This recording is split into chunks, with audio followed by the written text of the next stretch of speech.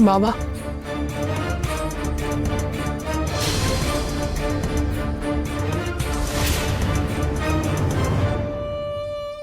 शांत हो, शांत हो.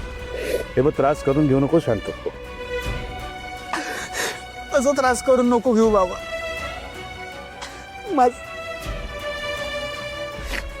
माझं प्रेम. अरे म्हणूनच सांगतोय ना, शांत हो. हे बघ, तू तू तू तुझ्या बाबांचं नाही ऐकणार आहेस का? सांग, ऐकणार आहेस?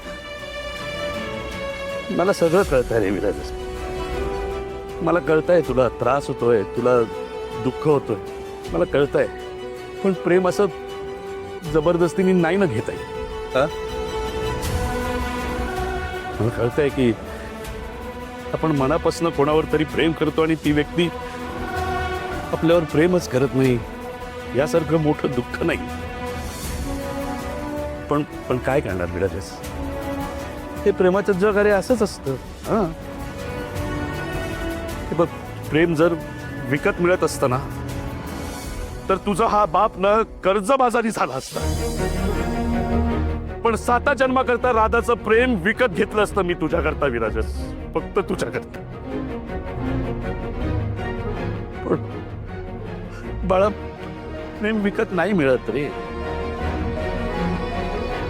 आणि ते असं असं मागून पण नाही मिळत. ते असतं किंवा नसतं.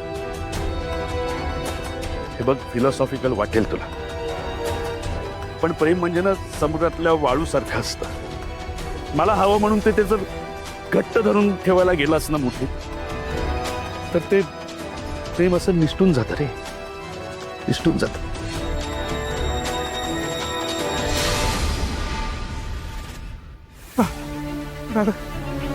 दादा दूर नाही गेली पाहिजे बाबा.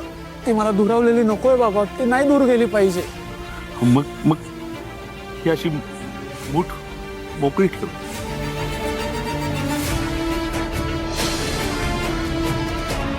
हे बघ, प्रेम म्हणजे फक्त मिळवणं नसतं, तर ते समजून घेणं पण असतं. हे बघ, समोरच्याच्या भावनांचा आदर करणं म्हणजे सुद्धा प्रेम असतं, है ना?